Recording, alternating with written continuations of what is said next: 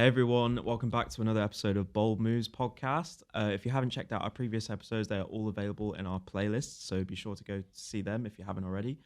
Today we are joined by our guest Andrew Jackson. Hi Andrew, how are you? I'm good, thank you. Hi. Hello. Amazing. So could you tell us a bit about yourself and what you do at your company? Sure. So my name's Andrew Jackson. I'm the commercial director for Mermac Interiors. Mermac is a family-run business. We celebrated our 20th anniversary last year. I joined the business 4 years ago, just under 4 years ago. Historically, the business was founded as a curtain making and upholstery company. So we do window treatments, blinds, shutters, curtains. We'd use fabrics to upholster chairs and sofas. And the founder of the business, Mike McCormack, worked for Laura Ashley. So he, in the 1970s, he set Laura Ashley's factories up in North Wales. He had 300 seamstresses working for him. And from there, really, he set up subsequent businesses, but linked to textiles, fabrics, and upholstery. One of the nice stories are some of the women that worked for him back in the 70s still work for us today.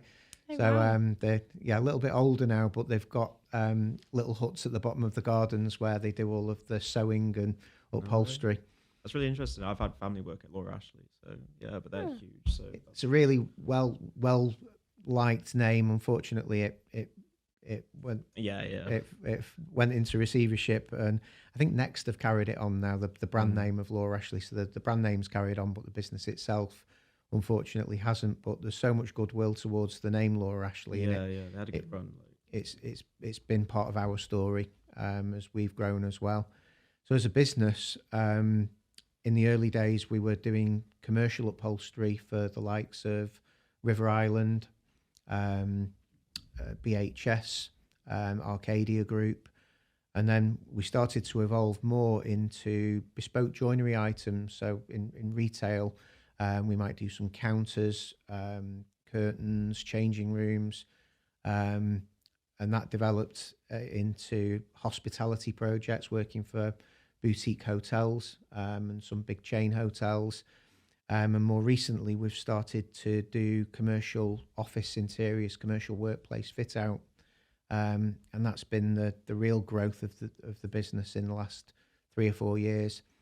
So today we're on site in multiple locations. We've got a job in Switzerland working for a luxury hotel group, helping to create one of the most anticipated hotel releases of 2024.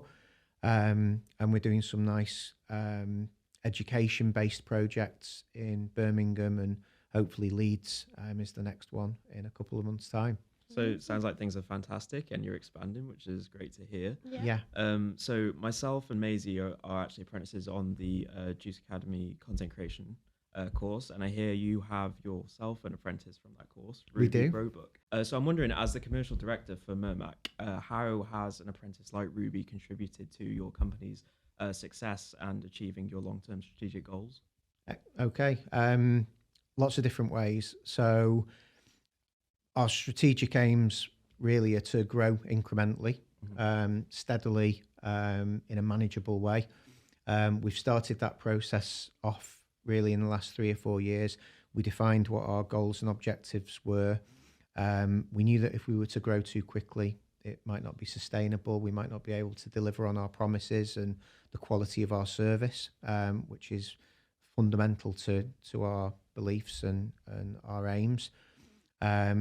We got to a point in terms of Ruby specifically, we needed to improve our social media presence. I look after the marketing side of the business, and it was an area where we'd historically been weaker than we would have liked. We knew that in terms of our offering to the residential side of what we do, the curtains, the blinds and the shutters, we needed really to have a much greater profile on Facebook, Instagram and the other social media channels. And we were dipping our toe in without really knowing what we were doing. And we had a choice really to whether to bring somebody in maybe as a second jobber who had a degree of experience would obviously come at a different salary tariff to do that, but equally would potentially come with preconceived ideas. The other option was to go down the apprenticeship route. I'd been familiar through some of my other work with Tangerine PR, and that had introduced me to the Juice Academy. So I was aware of the work that they did already. We knew what some of the benefits of an apprenticeship would be. I think rather than go for someone who had 2 or 3 years of experience under the belt and preconceived ideas, we liked the idea of being able to bring someone in that we could mould, that would shape our business and grow with us. But more importantly, I think the fact that they'd come from the Juice Academy with the support and professionalism of a well-established PR company, we thought that was experience that wouldn't really come from anywhere else. Definitely. And like a young mind is great to always have in a business as well. Absolutely, yeah. And this is something that we've experienced at the moment. The founder of the business, Mike, recently retired or semi-retired. He comes in every so often. Don't they always? Yeah. They do. Keep tabs on you. Yeah. And then the other key figures in the business are all in the 40s. I want to say early 50s, not quite there yet, but it's not far off. And it was really important to us to bring someone from a younger generation in, just as part of natural organic growth as a business. I think you need a multi-generational workforce, people who've occupied being in a workforce at different moments in time and different age groups that bring with them different skill sets. Yeah. So somebody who, as an example, who may be, say, in the 50s, is used to communicating through maybe the telephone still, or perhaps text messages. You've got people who are more from a Gen X age, who are internet savvy, but still, communicate in a specific way, maybe with WhatsApps or whatever. And we're finding that people from a younger generation communicate completely differently again. And they're using more of the social channels, the communication functions on that. But I think we need someone that can speak a language that might be a little bit more difficult for us to grasp as we start to communicate with a new audience within the business. Can you think of any example that Ruby, your apprentice, has had like a great impact on your company? Can you think of one example? Oh, definitely. There's a few, but the instant one is the social posts that we're starting to put out. We love them. I mean, it's been a breath of fresh air for us.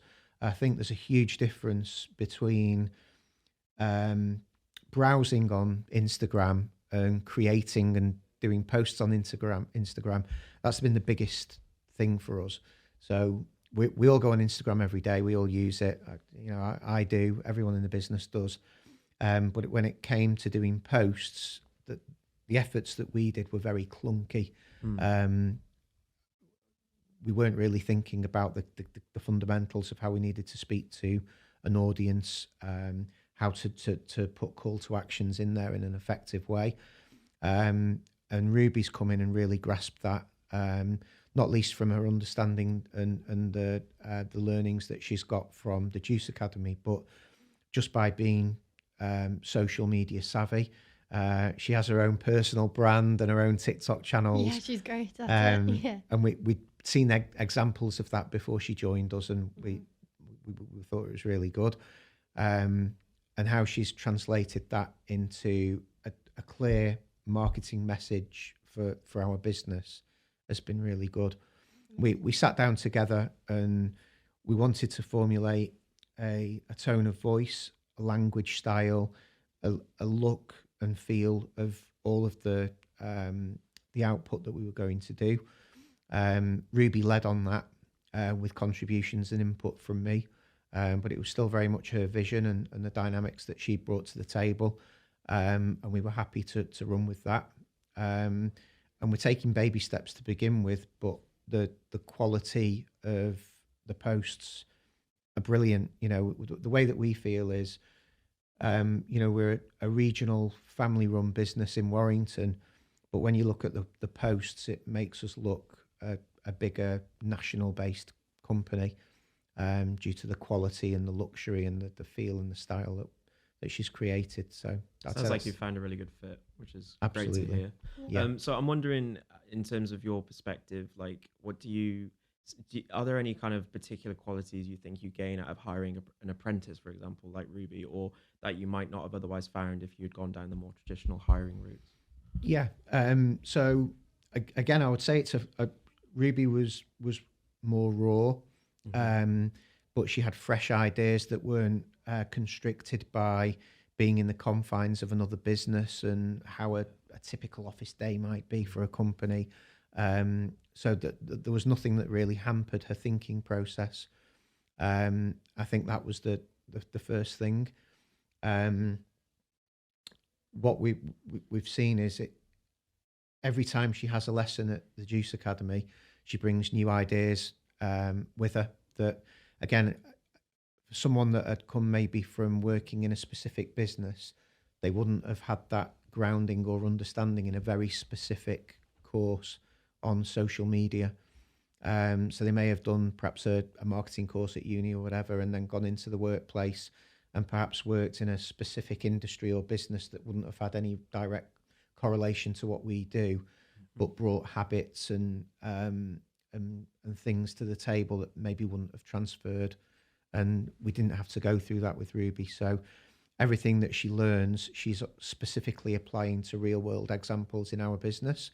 And that's how I believe the training and the learnings go in the courses.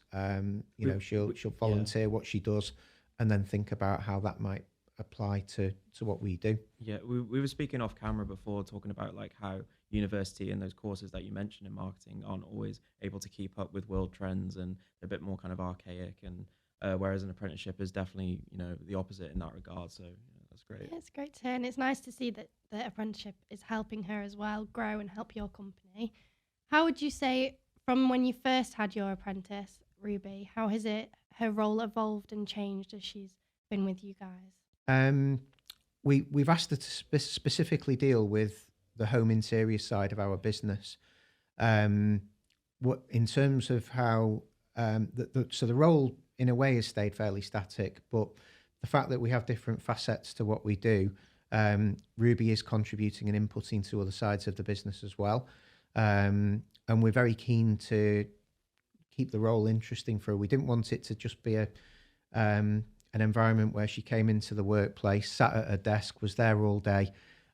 So we've made a conscientious effort to try and introduce her and show her to different things that we do. So she's had some really good day trips out. We've put her on some specific courses as well to help bolster what she does with her learnings from the Juice Academy. So she's done a day course on videography, which she found very useful. And she's been able to put that into practice on some of the other things that she's done. She's been to an exhibition event representing Mermac, which was great. And she's been up to see some of our commercial clients as well. So she's actually done some video footage that we are marketing, not to home interiors, but to commercial business-to-business customers. Wow. And we've had really good feedback from that. On a personal level, I would say that Ruby's started to grow as a person as well. She's only been with us for a relatively short space of time, but being in a workplace environment, you can see the impact that that's had on her in a short space of time. I think she's a shy person generally, but she's very keen to be involved as well. And the more that she interacts with different people, she comes out of her shell, and we see a more confident side of her, which is great. We're also very protective of her as well. So she's kind of like our little sister, and we have a swear jar where we now have to be careful what we say, and we're very careful. And I think that we're learning and how we communicate. I think that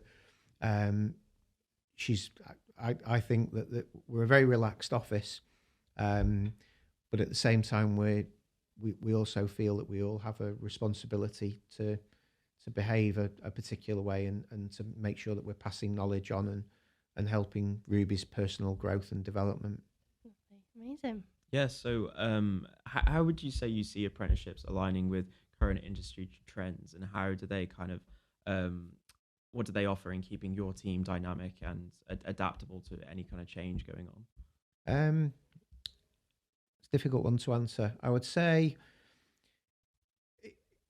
from our specific business, I think having an apprentice has really just helps us. It's helps us to focus on the social media side in an area of the business where we were typically weak. If I was to take a step back from thinking about this very specific digital content creation type of apprentice that the Juice Academy does, um, what it's taught us is if we can apply that to other sides of our business, we'd see the benefits. So in the last few weeks, we've been making inquiries to see how we could bring in an apprentice joiner. So we have another business called Gemini Bespoke Joinery, where we make commercial commercial furniture for workplaces, things like banquet seating, sofas, media walls, high-end furniture for office, hotel, and retail environments. And we have a very small workforce on that side of the business, but again, it's one where those people served traditional apprenticeships when they were younger. They're now in their early 40s, one's in their early 60s. They've had apprentices before that they brought on and involved in the business where they used to be. And we've realised as part of our growth and seen the success that we've had with Ruby, an apprenticeship would be absolutely the way forward. And I think the starting point is always the numbers, the financial side, the benefits of bringing in someone at a subsidised salary rate, and then allowing them to grow with the business once they've established themselves. Um, but I think the financial side's the smallest part of it. For us, the benefits that we've had are just the unique perspectives that Ruby's brought into the business, and the fresh understandings and perspectives that she's got from the Juice Academy. And equally, if we were to bring in an apprentice joiner, the fact that they're backed up by one of the local colleges where they're learning and doing specific courses, um, we'll get some of the benefits of that. It's a bit different, I think, with that type of traditional apprentice, Sure. Yeah. but there's still a lot of benefits that Yeah, we'd gain from it. Definitely. And how would you say you ensure that Ruby gets her end goal achieved, but also the success for your company as well? Everything's documented and evidenced, so you'll be familiar with the bud system. Oh, we Bud, are. Good old bull. buds didn't mean anything to me until Ruby started. Yeah. But we have the regular catch-ups with Ruby's business mentor, Nicola. I don't know whether you deal with Nicola. I know who she is, yeah. So our most recent catch-up was just under a couple of weeks ago, and we speak for a good hour, an hour and a half sometimes, and we go through live examples of the work that Ruby's been doing, evidenced against what the criteria is. And Nicola will question how we're applying some of the criteria, whether we're doing it in the correct way, whether we need to go back over some specific examples where she might take a live example of a social post that we've done, but maybe questioned if the call to action that we did could have been done instead of a contact form. Would it have been better to perhaps do a different method? So that's really helped us to kind of refocus. It's good for me to be involved in those conversations as well. And she's helped us to look at different angles, things which are needed for Ruby's curriculum, but also applying them to real world situations. So that's one way in which we can document what Ruby's doing. In terms of the traditional things away from board and away from the criteria and curriculum, we have our own things that we do internally. So before I came here, we have a weekly team meeting, which is on a Tuesday. Ruby contributes to that, and we have goals and tasks that we set each week. And then in the team meeting, we talk about what we've done that week and whether there's anything that needs to be carried over, and just generally any conversations about the business as a whole, any improvements that we need to make. And again, Ruby's involved in those. And these are some of the examples where I see her growing and developing in a specific work environment and work context. Yeah, 'cause it's not always easy to speak out in a group and perhaps give feedback that, say, things didn't go well or could be improved upon, especially if that's coming from someone in a more, say, junior position, like an apprentice. So, and then if we've set very specific tasks and goals, at the end of each day, we'll usually sit down and have 5 or 10 minutes to have a look at, as an example, yesterday's probably a good one. We were looking at a post that we're going to do, which will be a sponsored post on Instagram. So because it's a sponsored one, we wanted it to look a specific way.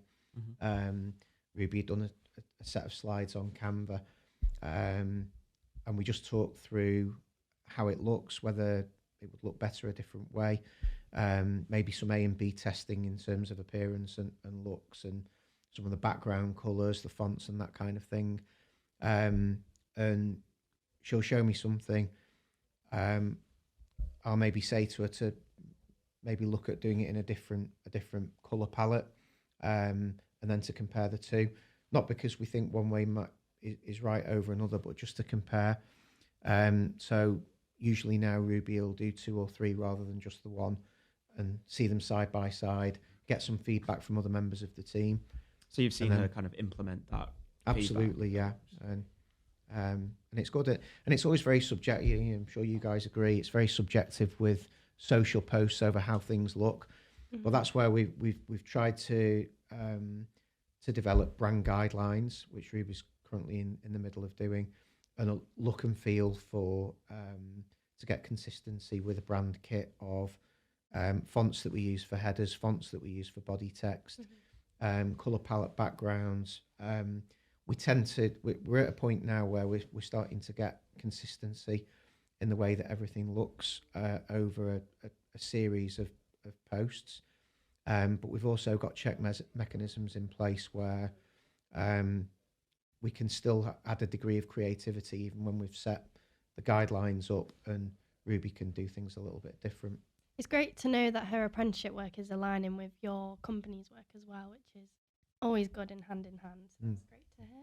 Yeah, and it must be nice seeing it all kind of come together, as you say, with that branding consistency, and know that's all stemmed from that apprenticeship journey. So Definitely. yeah, it's great. Amazing. Thank you. That is all our questions we have for today. So thank you for coming on our podcast. Thanks for having me. We are now joined with Sohayla Worth. How are you today? I'm good, thank you. How are you? Good, thank you. Great, thanks. So Sohayla, please tell us a little bit about yourself and what you do in your role in the company. Yeah, so I'm Sohayla. I'm the marketing manager at Vivify Venues, which is a school lettings company that essentially helps schools hire out their facilities to local community groups. And I lead on the B2B and B2B2C strategy for the company, which can be anything from brand, communications, events, socials, content, you name it. It probably sits under me. Amazing. And can you tell us so you've got an apprentice from the Juice Academy. Can you tell us a bit about the impact that they've had on your company? So having an apprentice on the team has been amazing. I think I'm a big believer in having a diverse team. So diverse perspectives, different experience levels. I think having a combination of everybody's different skill sets can really build a strong unit, especially in a small company. And Vivify is a growing young company, scale-up organisation. So, it's really important to have a diverse set of skills. I think having a young person's fresh perspective, I think every company needs that, but particularly in marketing. You get somebody who comes in who doesn't have any experience, but with that it means they don't actually have any bad habits yet, or biases, so they can come in and really and just get stuck in and sort of just bring a vibrancy that other people might not be able to bring. Bring something new to the table. Yeah, exactly. Amazing. And is this your first time of utilising an apprentice in your team? No, I have managed an apprentice before. And I've also worked with somebody and managed somebody who was a previous juice apprentice, but not with Okay. us as well. Right. Oh, wow, amazing. So I'm familiar with Sydney Yep. Crine, for those who are watching. Can you give a specific example where Sydney's contributions have benefited your company, like any tangible effects? Yeah, so since Sydney joined, we have grown exponentially. So we've practically doubled our schools Oh, that wow. we serve, and we almost treat our schools as clients. Yeah. And when Sydney first started, she, hadn't worked in marketing before, so she had loads to learn, and she's just got stuck in. And now she's gone from kind of just creating school marketing packs for the schools and sending them over to them, to kind of leading on the account management of the marketing element for those schools. So whether it be kind of promoting, lead generation, digital marketing, she's now leading on that, and that's helping the company massively. What would you say, having an apprentice, what like unique qualities do they bring to your company, and what benefits have they brought to your business, would you say? So in my experience of the 3 apprentices that I've worked with, one of the things that I've seen is an inquisitiveness. So asking questions. What the great thing is, if somebody comes in who hasn't worked in the same, in an office environment before, they often come in and go, "Why are you doing it like that?" Which I love. And I'm like, I'm all for that. And sometimes you're like, no, we're doing it because this is the reason we're doing it. But often they'll come in and say, well, you can do this a lot quicker, and, streamline things. I think it brings an efficiency that you don't always have, especially when you're stuck into the day to day. The other sort of attributes I've seen with, apprentices is an ambition. So often they've made a choice to be ambitious. They don't want to follow a traditional route. They know where their career is going. They want to progress. They want to learn. And for anybody, especially when you work in a small business, if you get somebody that's ambitious, 9 times out of 10, they're going to go the extra mile, and they want to work hard, and you can't ask for more than that. So, that's a great attribute as well. All benefits then you, and positive benefits. Yes, exactly. Amazing. So what factors kind of played into the selection process of having Sydney joined your team, and how has her role evolved within your company over time?